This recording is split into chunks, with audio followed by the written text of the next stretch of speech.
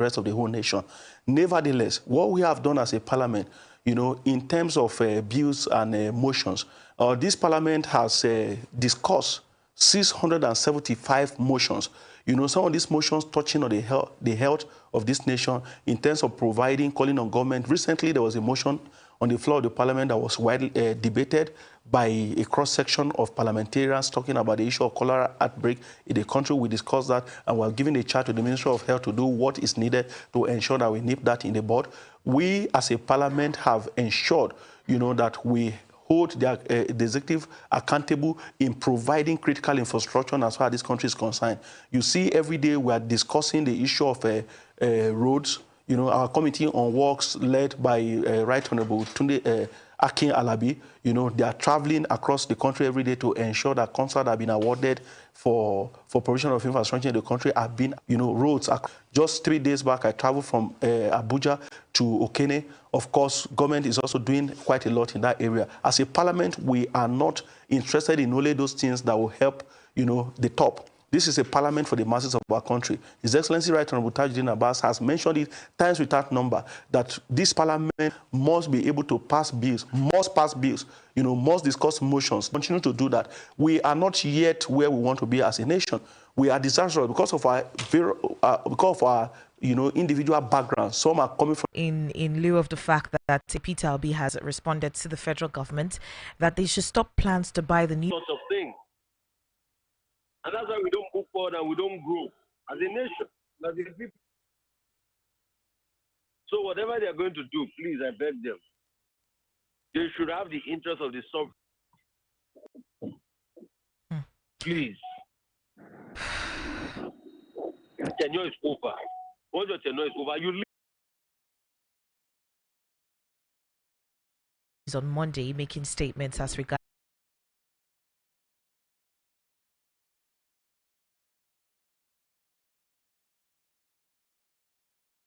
I mean, I don't blame George Finidi for leaving. I mean, they are absolutely should can't pay that amount. In fact, they are saying they painfully agreed. So that's 62,000. Labour say, okay, let's tighten our belts. But as the citizens tighten their belts, hope the government today is 5,000. You can see the state of the economy. So that's what. Yes, have a beautiful day. God bless you. All right. Thank you so much. 010-961-961. Call me on WhatsApp 07. There seems to be a lot of drama. This particular, Kano and River State, they bring a lot of interesting things to. While an article was away, so you can imagine the amount of elation.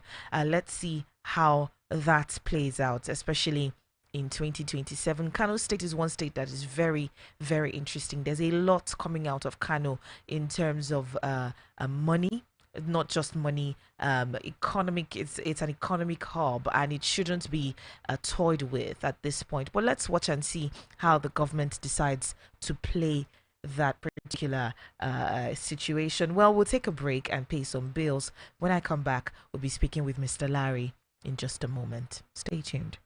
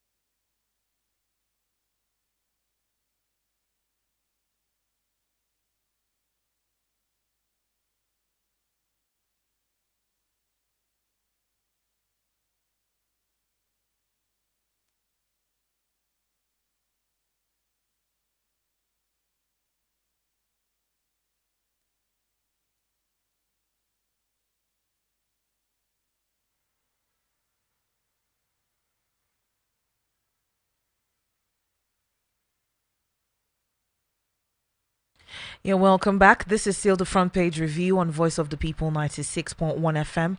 And we're still talking about the headlines this morning, looking at all the way in Rivers State, where Fubara has nominated caretaker chairman for the 23 local government in the state. Fubara sent the list to the State House of Assembly, led by the factional speaker Victor Jumbo, on Tuesday. The nomination came amid a renewed political crisis in the state, as former council chairmen have refused to vacate their offices after their tenure expired. So, Fubara's communication to the Assembly was contained in a statement that was issued on Tuesday night by the clerk of the House. He invited the nominees for looking at the crisis that has worsened in the state because protesting youths loyal to Fubara dislodged chairmen who refused to leave. That if your tenure has expired, why won't you just leave the office? And look at the days. I hope you rested a little bit. Got some rest. All right. Just that I didn't get to eat any ram, but it's okay. Ram is 500,000 naira, Mr. Larry. Ram is now 500,000 naira. You don't want to talk about it. All right. So really sad.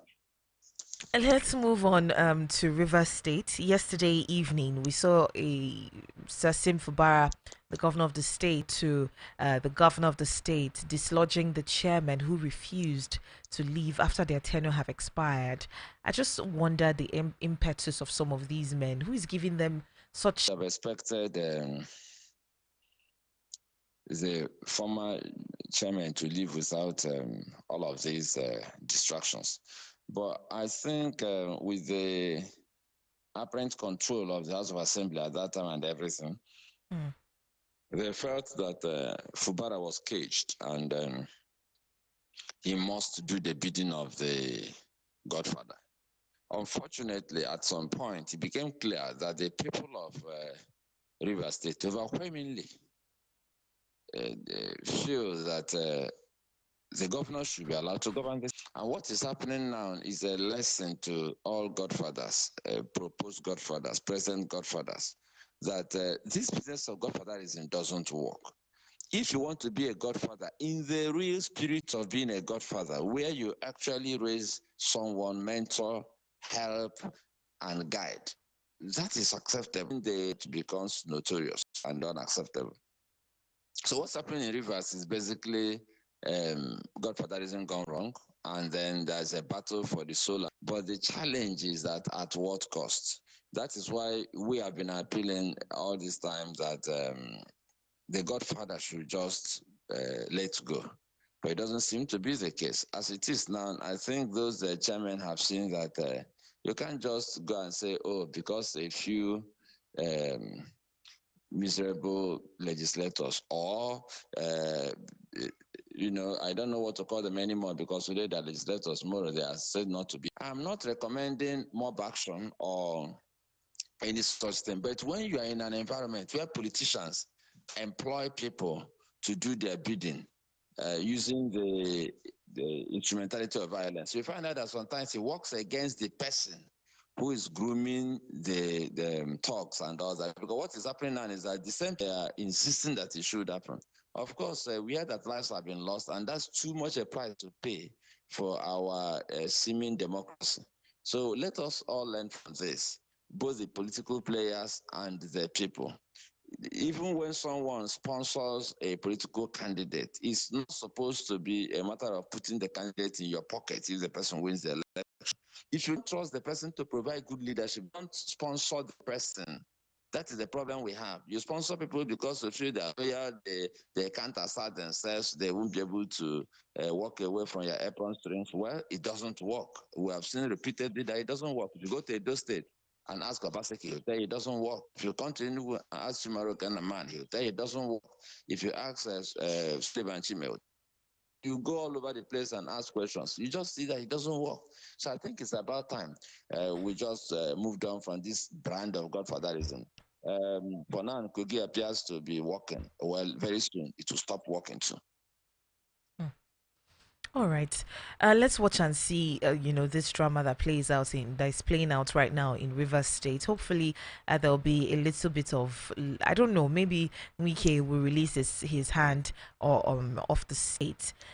Another state that has been embattled in power tussle is Kano State. I mean, yesterday, Buba Galadima, on Monday rather, has asked the president to stay out of Kanu politics because it'll destroy his presidency. I mean, he went ahead to give a lot of conversations, especially as regards the politics of Kanu State, the NNPP, and just looking at what has been playing out, especially between the two emirs when Ganduje did what he did, and what's happening at the moment. Ganduje being a boss in APC is so fiasco.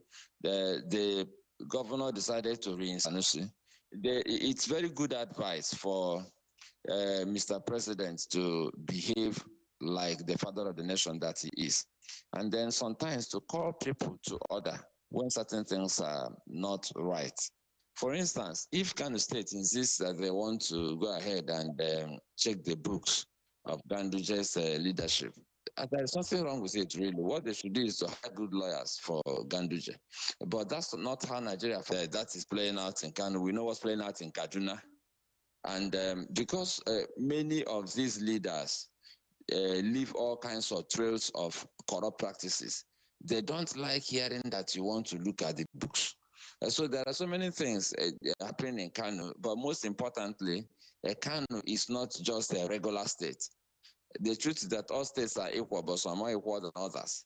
If you have a massive political advantage, both in terms of resources and in terms of strategic placement in the National Assembly because of the number of representatives they have. Yes, and then you look at Rivers, for instance, you'll be wondering, so why so much noise about Rivers? Because it's a cash cow and it has a strategic leadership position in Niger Delta. You look at Lagos State, for instance. There are states that if you get, politically speaking, you have a huge advantage. And that is, unfortunately, the problem Kano has in this circumstance. APC is still smarting from the loss of Kano State, and they don't seem to have come to terms with it. But the NPP is trying to consolidate its power base. And is this clash of the titans that is actually making the water boil in Kano State? But the sooner the politicians allow the governor to focus on governance and allow the people of Kano State to begin to enjoy what we usually refer to as the dividends of democracy, the better for Kano State and the rest of Nigeria. We don't need these distractions. I mean, we're looking like clowns in the international community. Look at Rivers State. Look at Kogi State. Look at Kano State. Look at that. I mean, people will be wondering, what type of country is this? And at the same time, we're discussing foreign investors. And while we're doing this, we're inflicting poverty on the people because we don't have time to tackle insecurity. The politicians are too busy fighting their personal battles to fight for the rest of us. And then they're expecting that Nigeria will work. They're expecting that people will be applauding them when there's so much hunger in the land, there's so much insecurity and all that. And what they're spending all their time doing is to struggle for who will lead states politically. I don't know what their interest is beyond power and the money they get from it. So I think it's about time that we started holding these guys accountable to the fact that they can't spend all their time just dragging political offices while the nation is practically ablaze. Now they are telling us that they even want to buy aeroplanes so that the Oga can junkette a lot more. So you find out that they are not, in fact, I think they're not even thinking straight because of these political distractions. I hope that they will be able to get to that point where they solve these political problems and then focus on governance. But 1 year is gone and they are still bickering about Rivers, about Kanu and all that. So I suspect that some of these things may keep distracting them literally until the next election because they're already even talking about the next election. God will help us. Indeed, Nigerians have called on the president to lead by example as regards, sacrificing. Because we saw the president, so many leaders in different stratas were talking about Nigerians. Last year, you talk about so many things. The cars, 160 billion naira. There's so much that you see this particular government undertake, and they keep trying to convince Nigerians that it's for I don't know what situation to relate this to. You have someone that you're trying to help, and the person says, well, if you want that you are buying aeroplanes, buying cars as if it's getting out of fashion, and people are crying for self and your cronies. So it's about consolidating the power base, it's about bringing a few persons into the special cartel that shares the power and the money, and then the rest of Nigeria first. Telling us to keep sacrificing is even academic, because the person you are telling to sacrifice has been sacrificed already. It's sad, because there's nothing more for Nigerians to sacrifice. They have sacrificed their security. They have sacrificed it anymore. They have sacrificed their ability to go to good schools. They have sacrificed everything just so that after some situation will come down, they are feeding fat free of charge on our money. Oh, be patient. The transport sector will improve. They are buying planes and helicopters. Oh, be patient. That is not fair. And that doesn't make sense. It doesn't make sense at all. So I don't like it when I hear that Nigerians should be more patient. When you appoint a president, know how we behave in this country. We need to just also begin to take the issue of corruption. It's a matter of if you're going to be corrupt, if you're going to steal enough to go around and know the right people to give the share of the loot. Because there is no in jail. In China, the person will be dead. Firing squad, death center. The police was looking for, he had police protection. So we were just a nation that woke up one day, and before we knew what was happening, we made corruption policy. And that is why we're having this kind of conversation. People who work for government shouldn't wait for 1 second. You shouldn't even put the money in investments or in banks to yield us. We've seen that our financial instructions they doesn't hold water, because if we did, we won't be talking about Betedu scandal and all of those things. So the truth is that we need to reinvent this country, Nigeria. We don't have such leaders. We don't even have people that are near such leadership. And unfortunately, both the leaders and their allies and their aides and all the people around them seem to share the same philosophy, that leadership is about self. But even those who go to church hear it all the time, that he who wants to lead among you should serve, not in Nigeria. Servant leader was the mantra before now. Nobody's even mentioning it again, even if it's lip service. Today, we have bosses in power. All right. I want to say it's my pleasure, but it's my pleasure to be part of this program. But it's not my pleasure to have this kind of conversation about Nigeria. Because every day, the only thing we talk about are primarily 99% negative things. You can't see headlines that make you smile and be happy that you're a Nigerian. And it's sad. I hope that the people are listening to the voice of the people and that the leaders are listening. We can't continue like this forever. One day there'll be consequences for what is happening now. And if the leaders don't want to listen, one day the food that they are cooking will be ready and they'll be the first to partake of it. I hope we won't get to that point. Thank you for being the voice of the people. Thank you so much. Thank you for doing a great job. All right. Have a good day and a good week ahead as well. Yeah, you too.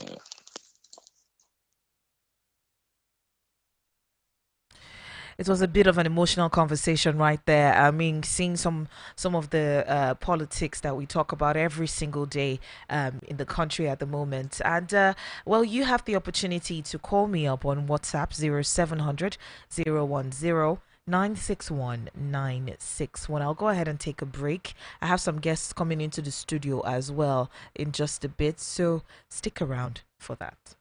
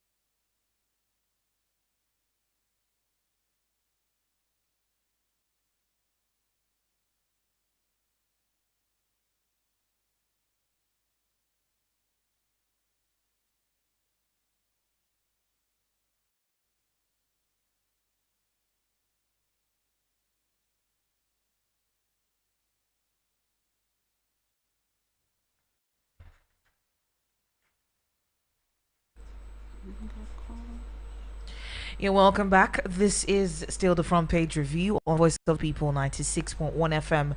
Of course, we're having a conversation this morning with Yemni Da. Is a potential residential area payment